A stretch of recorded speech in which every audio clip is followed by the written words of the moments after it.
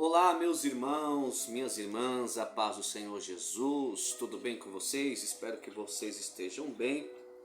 Queridos, antes de nós iniciarmos esse vídeo, eu vou pedir para você se inscrever, comentar, compartilhar os nossos vídeos, que será de suma importância para as nossas vidas, em nome de Jesus. Bom, o motivo de nós estarmos fazendo esse vídeo hoje é para apresentar a nossa disciplina de ética cristã.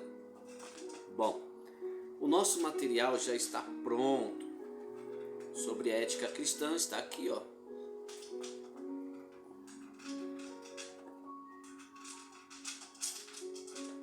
O nosso material, a nossa disciplina em PDF, ética cristã, aqui, ó. Ok? Então hoje nós vamos estar apresentando esse material para você. O que o aluno da teologia ele aprende nesta disciplina da ética cristã. O que é falado na ética cristã, nessa disciplina, que pode servir para o aluno? O que mais? Quais os benefícios que esta disciplina pode trazer para a vida do aluno, aquele que decidiu estudar teologia, ok?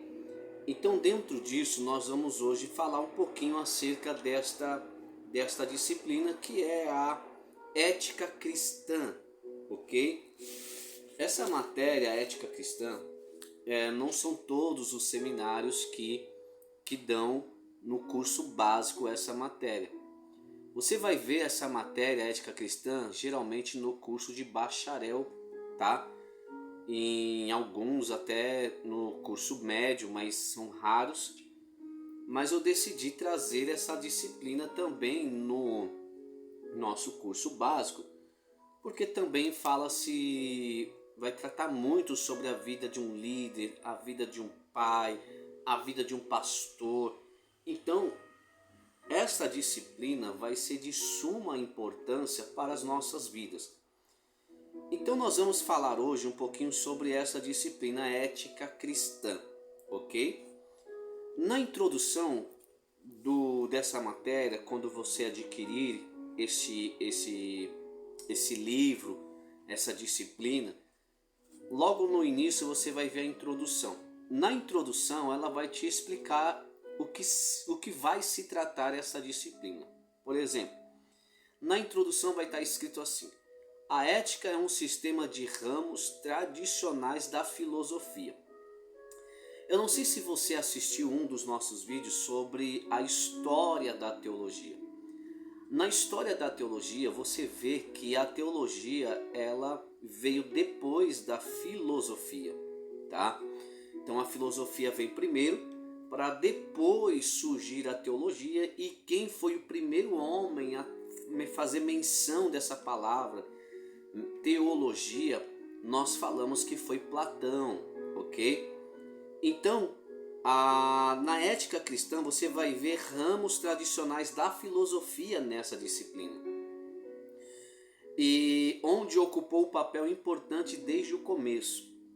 A ética também faz parte essencial da fé religiosa, e por essas razões apresentamos aqui um artigo considerável, um volume cujo intuito é dar ao estudante uma boa ideia sobre os principais sistemas e ideias envolvidas na questão, ou seja, envolvida nessa disciplina, ok? Dentro dessa disciplina nós vamos ter 4 tópicos, 4 lições que vamos trabalhar acerca dessa matéria, dessa disciplina, que é a ética cristã. Dentro disso, no primeiro capítulo, ou no primeiro tópico, na primeira lição sobre a ética, você vai discorrer na sua leitura as seguintes palavras: ética é a conduta ideal do indivíduo, disciplina crítico e normativa, que se dedica ao estudo das regras e do comportamento humano, e também relativa às práticas de atos identificados como com o bem. Então veja bem, a ética cristã, ela trata-se de uma disciplina de crítico-normativa, e ela vai estudar as regras e o comportamento do ser humano. E dentro disso vai estar relativa às práticas e atos identificados com o bem. Então você vai se deparar com esse estudo, com esse ensino, que a ética cristã ela vai trabalhar com o comportamento do ser humano dentro daquilo que é para o bem, ok? E dentro disso você vai ter no primeiro capítulo, ou no primeiro tópico, ou na primeira lição, a definição da palavra ética e a interiorização do dever, ok? Então tudo isso vai estar coligado dentro dessa disciplina. Perdão, meu irmão.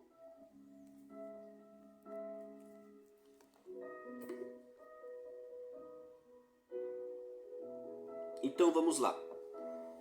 Qual é a definição dessa palavra ética? No grego, essa palavra ética significa ethos. E ethos significa costume, disposição, hábito. Repito, ética no grego significa ethos. E ethos significa costume, disposição ou hábito. Então vai tratar do costume do ser humano, a disposição do ser humano e os hábitos do ser humano. No latim, essa palavra significa mos. Então, ética, no latim, significa mos e também mores, ok?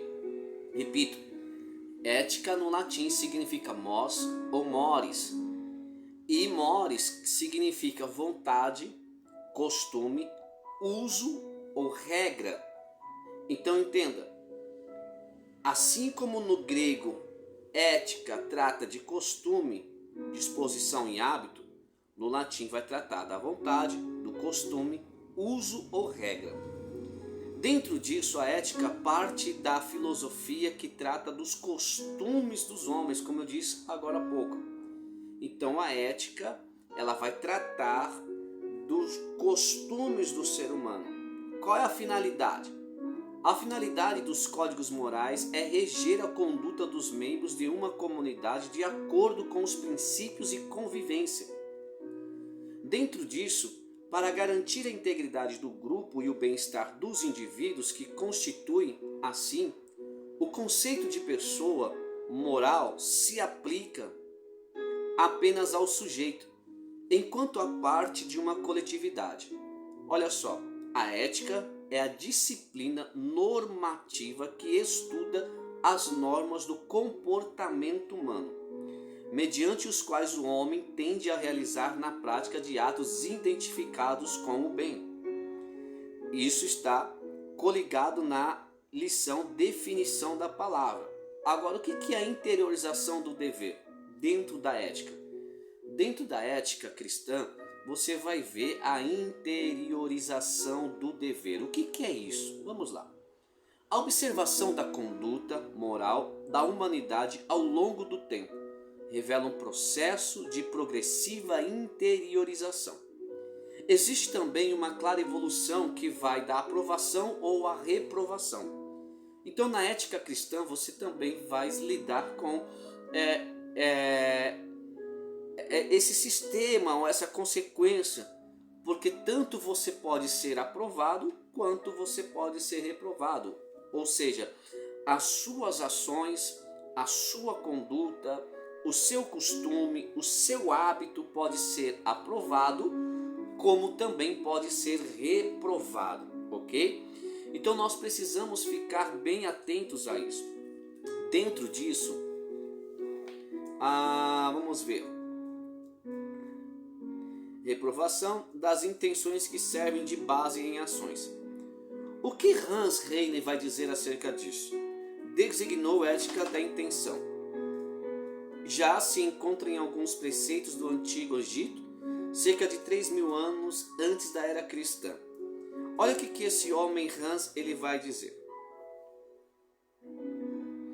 Como por exemplo na máxima, não zombarás dos cegos, não e nem dos anões, e no Antigo Testamento, em que 2 dos 10 mandamentos proíbe que se deseje a propriedade ou a mulher do próximo.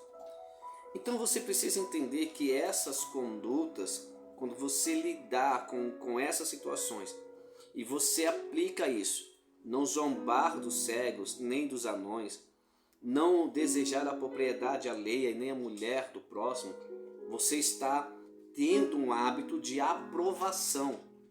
A sua conduta, o seu costume, o seu hábito, a sua regra de viver está sendo uma regra de aprovação.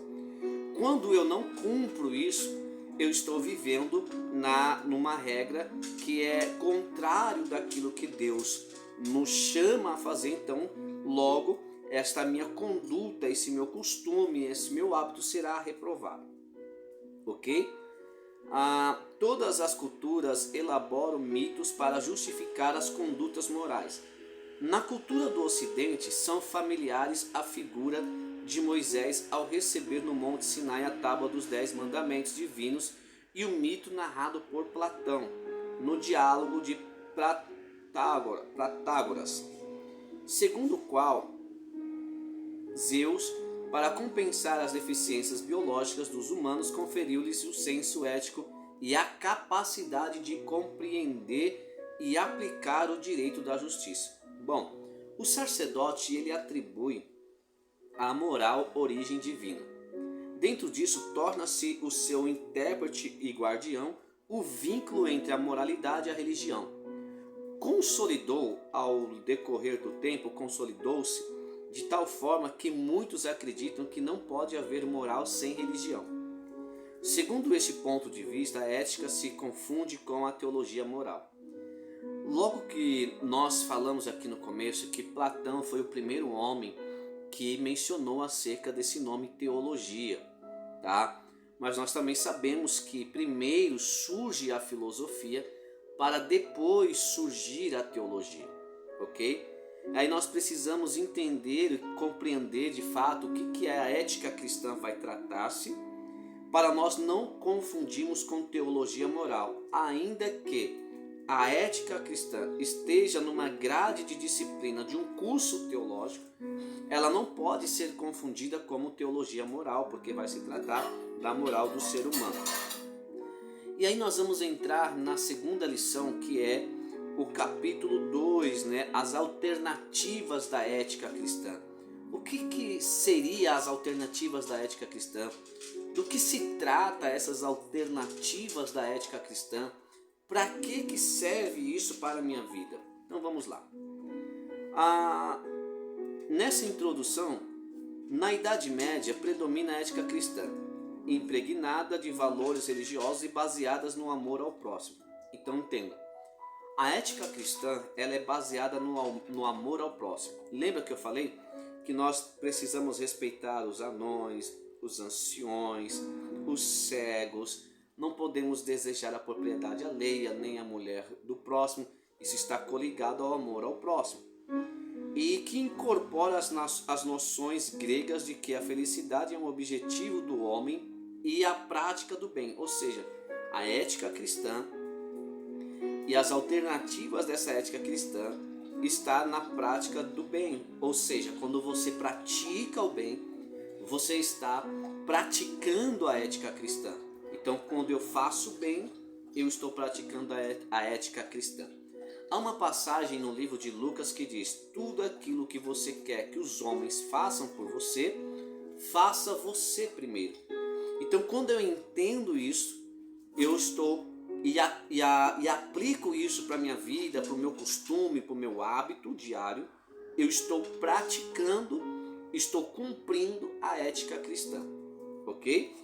Então, praticar o bem e o meio de atingi-la para os filósofos cristãos, a natureza humana tem o destino predeterminado e Deus é o princípio da felicidade e da virtude. Então, se você ama Deus, se você conhece a Deus, se você tem um bom relacionamento com Deus, logo você entende que esse é o caminho, tá, da sua felicidade.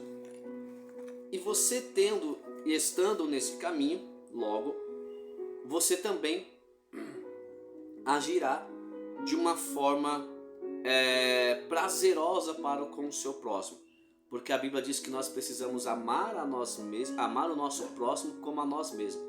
Então, se você ama a si, se você ama Deus, logo você amará o teu próximo. Então, nós precisamos entender isso. Deus é o princípio da felicidade e da virtude. Os critérios de bem e mal estão vinculados à fé, à esperança da vida após a morte. Dentro dessas alternativas da vida cristã, nós vamos lidar com o pragmatismo, tá? E aí, quando você for estudar essa matéria, você vai estudar mais detalhado acerca do pragmatismo. Dentro disso, o que é o pragmatismo? O que é a verdade e como se diferencia esse erro? Essa é uma pergunta fundamental formulada pelo pragmatismo, que se propunha em elaborar uma atitude filosófica adaptada às sucessivas descobertas científicas sugeridas ao longo do século XIX e as mudanças de uma sociedade em rápida transformação. Então, repito, esta é uma pergunta fundamental formulada pelo pragmatismo, que se propunha a elaborar uma atitude filosófica adaptada a uma sociedade em rápida transformação. Pois bem, o pragmatismo é, antes de tudo, um método do qual decorre uma teoria da verdade. Apesar de constituir um movimento aberto de antidogmático,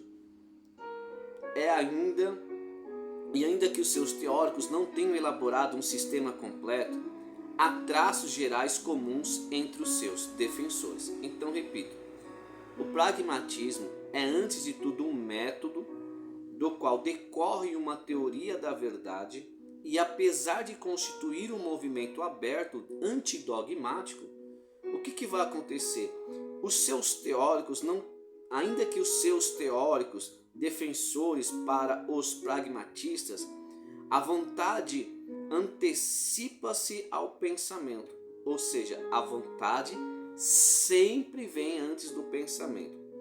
O conhecimento é concebido como essencialmente modificador da realidade. Portanto, a construção da verdade deve corresponder à construção da própria realidade. Olha como que é.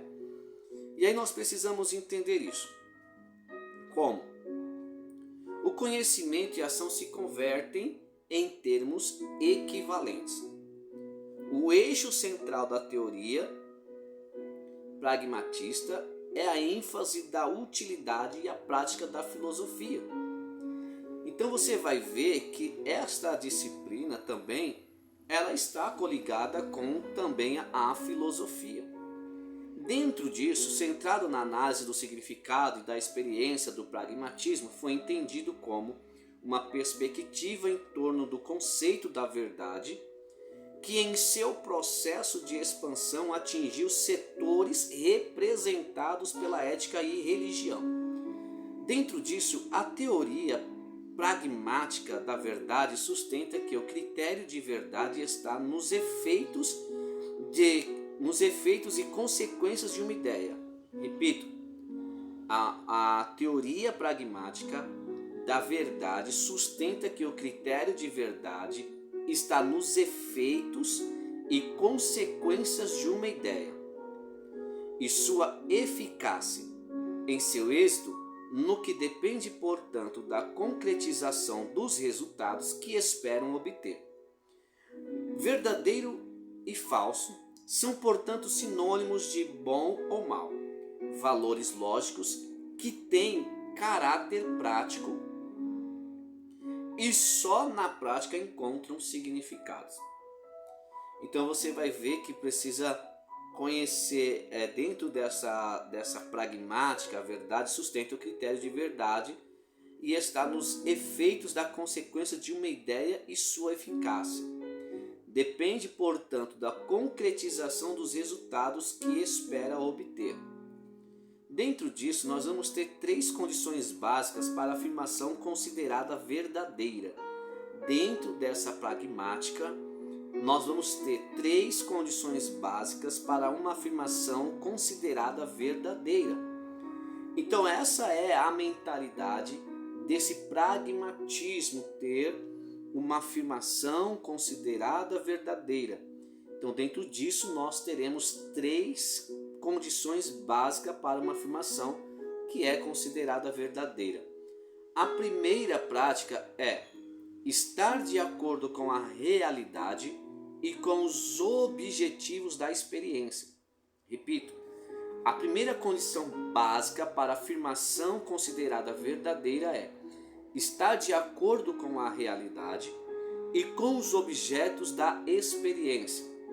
Segundo, estar de acordo com aquelas relações de índole puramente mental que são verdades absolutas, incondicionais e que se conhece como definição e princípios. Então, estar de acordo com aquelas relações de índoles puramente mental, uma boa índole, que são verdades absolutas, incondicionais e que conhecem como definição de princípios, tá? Eles não quebram princípios. Finalmente, a terceira, está de acordo com um conjunto de outras verdades já verificadas. Então você faz parte de um conjunto de uma verdade que já foi verificada e foi confirmada. Portanto, é a verdade absoluta que um mais um somem 2. 1 mais 1 somem 2. Que 2 mais 2 somem 4. E que o branco se distingua do preto, pois a verdade dessas relações é óbvia e não necessita de verificação empírica.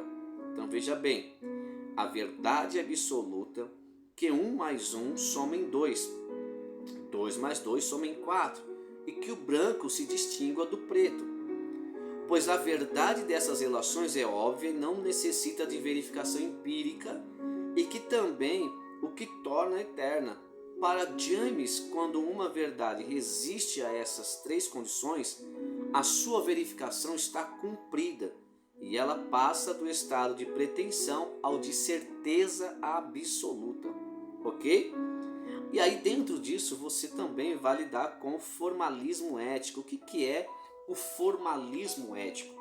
Dentro disso nós precisamos compreender o que é o formalismo ético. No sentido comum do termo, formalismo é a importância destemida concedida às formalidades, ao exterior, ou seja, ajunta-se ao sentido filosófico que consiste em negar a existência real da matéria e reconhecer-lhe somente a forma. Então, repito, esse formalismo ético consiste em negar a existência real da matéria, tá? E reconhecer somente a forma. O termo formalismo é utilizado com sentidos diferentes. Então, repito, o termo formalismo é utilizado com sentidos diferentes, segundo o contexto de aplicação, seja lógica, a filosofia, da matemática, a gnoseologia, a ética ou a estética, mas sempre com a ideia de preponderância da forma sobre a matéria. Dentro disso, segundo Kant, a ciência da ética deve limitar-se a emitir regras formais, sem matéria definida, por matéria de um juízo ético.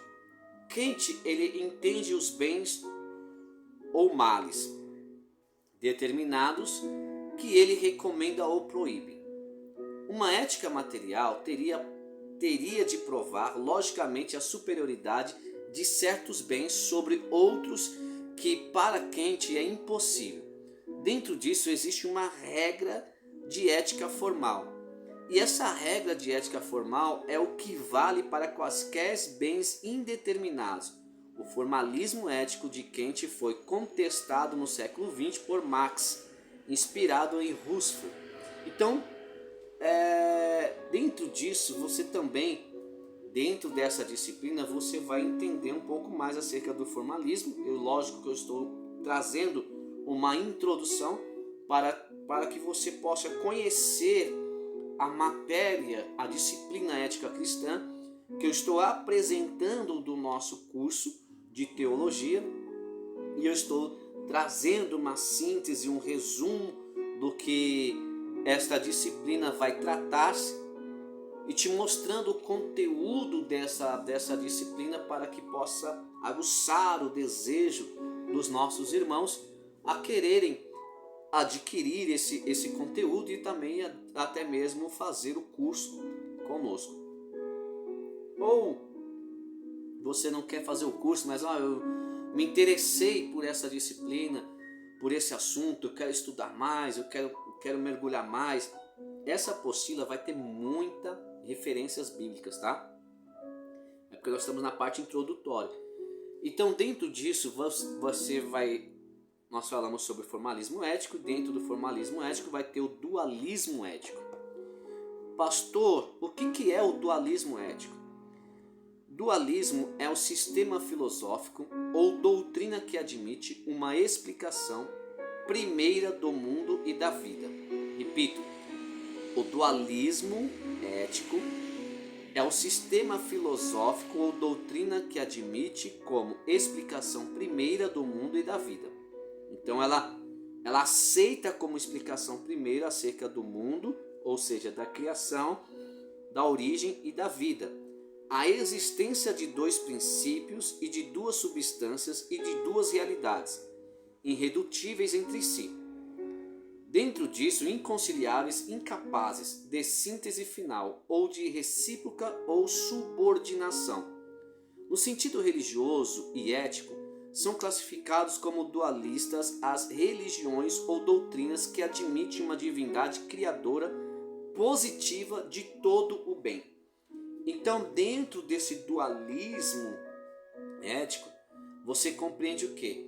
Que esse dualismo ou esse sentido religioso e ético são classificados como dualistas, as religiões ou doutrinas, admite uma divindade criadora positiva de princípios de todo bem e outra que se opõe à destruidora negativa, princípio do mal, sempre luta com o bem. Ainda em sentido religioso e metafísico, é dualista a filosofia pitagórica com suas dicotomias entre perfeito e imperfeito, o limitado e o ilimitado, o limitado e o ilimitado, o masculino e o feminino. Então, dentro desse dualismo ético, você vai compreender sobre o bem, sobre o mal, sobre o perfeito, sobre o imperfeito, sobre o masculino e o feminino, sobre o limitado e o ilimitado, com elementos de explicação da criação do mundo e seu movimento. Do ponto de vista ético, são dualistas as teorias que distinguem como inconciliáveis o bem e o mal. Então vamos lá. Dentro desse dualismo ético, são as teorias que distinguem entre o inconciliável, o bem e o mal. Ou seja, eles acreditam que não tem como conciliar o bem e o mal. A liberdade é necessária, o dever e a inclinação. Ok? Aí dentro disso você vai entrar na terceira lição, que fala sobre a ética cristã, que vai tratar do texto que eu disse: aquilo que vocês quereis que os homens vos façam, fazei-vos também, porque esta é a lei dos profetas. Porque é difícil fazer as coisas certas, é mais fácil fazer o que é errado do que fazer o que é o certo, né? Dentro disso temos alguns exemplos: o orgulho, o amor próprio, o aumento da desproporcionalmente, a ganância, a apreciação por por coisas que se tornam idolatria ou egoísmo e etc., toda coisa má é alguma coisa boa que se corrompeu. Então, dentro da ética, você vai entender que toda coisa má era uma coisa boa que acabou se corrompendo, se distorceu e saiu do controle. Todos os seres humanos, sem exceção, foram criados para o bem, pois Deus nos fez a sua imagem e semelhança, com caráter e condutas semelhantes ao dele próprio conferir. Quando nós lemos em Gênesis capítulo 1, versículo 26 e 27, vamos lá. Gênesis 1.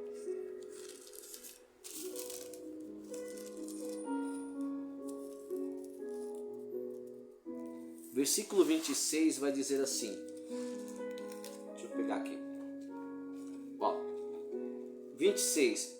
Disse Deus: façamos o homem à nossa imagem, conforme a nossa semelhança. Domine ele sobre os peixes do mar, sobre as aves do céu, sobre o gado, sobre toda a terra e sobre todo o réptil. Verso 27. Criou Deus o homem à sua imagem, a imagem de Deus o criou, macho e fêmea os criou. Deus os abençoou e lhes disse: frutificai e multiplicai-vos, enchei a terra e sujeitai, dominai sobre os peixes do mar e sobre as aves do céu, sobre todo animal que se move sobre a terra. Verso 29, disse Deus: eis que vos dou toda a erva que dá semente, que está sobre a face de toda a terra, e toda árvore em que há fruto, que dê semente, ser-vos-ão para mantimento. Todo animal, terra, toda ave dos céus, todo réptil da terra, em que há alma vivente, toda a erva verde será para mantimento. E assim foi, e viu Deus tudo quanto fizera, e eis que era muito bom. E foi tarde e manhã do sexto dia. Olha as palavras do Senhor. E viu Deus que era muito bom. Primeira epístola de João, capítulo 4, versículo 8, vai dizer assim: aquele que me ama, aquele que não me ama, não conhece a Deus, porque Deus é amor. Mas infelizmente, repito, primeira epístola de João, capítulo 4, versículo 8, vai dizer: aquele que não me ama, não conhece a Deus, porque Deus é amor. Interessante que dentro disso, infelizmente, a corrupção tem sido uma inclinação para o mal. É uma ausência de uma coisa boa e necessária. É a atitude de se afastar de Deus e a nossa rebeldia que ocasiona o pecado. Em Romanos capítulo 3, versículo 23, vai dizer: porque todos pecaram e destituídos estão da glória de Deus. Então veja bem, as nossas atitudes errôneas, que geram nós cometermos erros, pecados, isto causa uma rebeldia e vai fazendo com que nós venhamos nos distanciar de Deus. O profeta messiânico Isaías também vai dizer que o que nos distancia de Deus, o que faz a separação entre nós e o nosso Deus, são o quê? Os nossos pecados e as nossas iniquidades. Então isto faz com que nós venhamos nos apartar de Deus e acabamos cometendo aquilo que não provém e nos distanciando de Deus. E o Espírito Santo constrói e restabelece o relacionamento com Deus através do Evangelho, as boas novas de Cristo, e estabelece uma comunicação com Deus, capacita a pessoa a aceitar o amor e o perdão de Jesus, e ele cria e sustenta a fé. O cristão, simultaneamente, são duas pessoas. Como assim, pastor? A velha e a nova. A primeira com ideias e valores e padrões distorcidos e suscetíveis, que recebe influência de Satanás. Essa era a primeira pessoa, ou seja, o primeiro Jefferson. Já a nova pessoa tem comportamento que são parecidos com os de Jesus Cristo e suscetíveis a Deus. A nova pessoa tem aversão por coisas que ofendem a Deus e ferem os outros, opõe-se às influências, mas o que Deus faz por nós através de Jesus Cristo e do seu Espírito Santo nos dá razões para agirmos de acordo com a sua vontade e temos o desejo de louvar a Deus e de ajudar os outros, tá? Em Marcos 12, 30 ao 31, amarás, pois, o Senhor teu Deus de todo o teu coração, de toda a tua alma, de todo o teu entendimento, todas as tuas forças. Este é o primeiro mandamento. O segundo, semelhante a este, é: amarás o teu próximo como a ti mesmo, e não há outro mandamento maior do que este. Então veja bem, dentro dessa disciplina ética cristã, nós aprendemos que se outrora eu vivia segundo a influência de Satanás, fazendo aquilo que Satanás queria e me mandava fazer, esta era a minha velha pessoa, o velho homem. Agora, quando eu entrego a minha vida para Jesus, eu desço nas águas, eu sou uma nova criatura. Paulo vai dizer que as coisas velhas se passaram e eis que o Senhor fez tudo novo. Quando ele vai dizer que aquele que está em Cristo nova criatura é, as coisas velhas se passaram, ou seja, o velho homem se passou, agora você não vai mais agir segundo a influência de Satanás, mas você vai agir agora segundo a influência de Deus, porque você aprende dentro das Sagradas Escrituras que Deus criou o homem para ser sua imagem, conforme a sua semelhança. Então, se eu sou imagem conforme a semelhança de Deus, e eu vi na Bíblia que Deus, ao concluir, disse: e viu Deus que era muito bom, eu sendo imagem e semelhança de Cristo, as minhas atitudes, os meus hábitos, a minha conduta será de acordo com o Deus que eu sirvo, será de acordo com aquilo que eu estou vivendo segundo a palavra. Então, segundo a palavra, eu preciso amar, eu preciso respeitar aquilo que eu quero que os outros façam por mim, eu preciso fazer primeiro. Então, tudo isso está englobado nesta ética cristã, ok? Então, ame a Deus em primeiro lugar, com toda a tua força, todo o teu entendimento, de toda a tua alma. Ame o teu próximo como a ti mesmo. Então, se eu amo a Deus e eu me amo, eu vou amar o meu próximo. Se eu amo a Deus e eu me amo, eu vou respeitar o meu próximo. Se eu amo a Deus, tenho temor a Deus, reverencio a Deus, amo a Deus com todo o meu entendimento, todas as minhas forças, eu também preciso amar o meu próximo, respeitá-lo. A minha conduta, o meu hábito tem que ser de acordo com aquilo que eu estou aprendendo dentro da palavra, porque eu agora sou um novo homem, e sendo um novo homem, eu não vivo mais na prática do pecado. Eu sou uma nova criatura. As coisas velhas se passaram.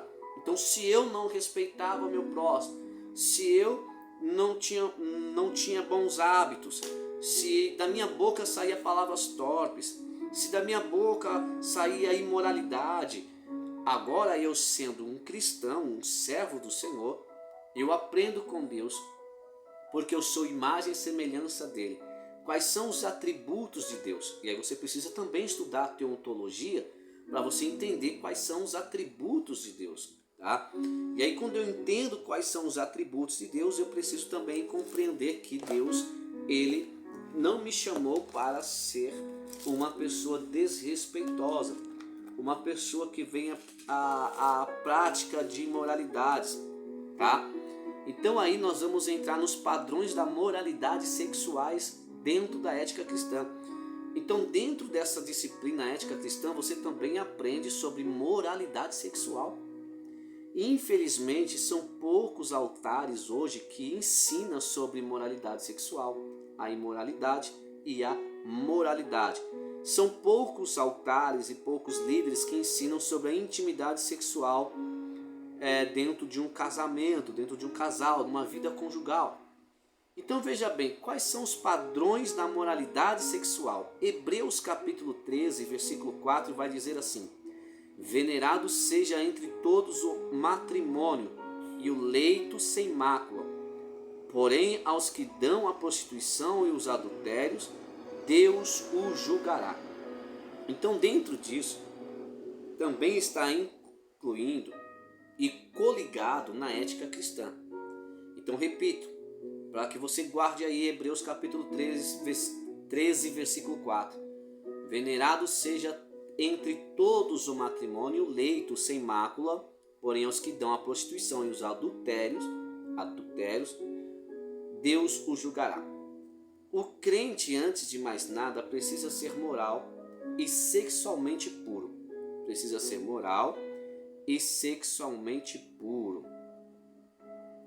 A palavra puro no grego significa agnus ou amiantos, que significa livre de toda mácula. Eu queria ler um texto com vocês em 2 Coríntios capítulo 11. Vamos lá. 2 Coríntios capítulo 11, versículo 2. 2 Coríntios capítulo 11, versículo 2. Vai dizer assim, eu vou ler 1 e o 2, tá?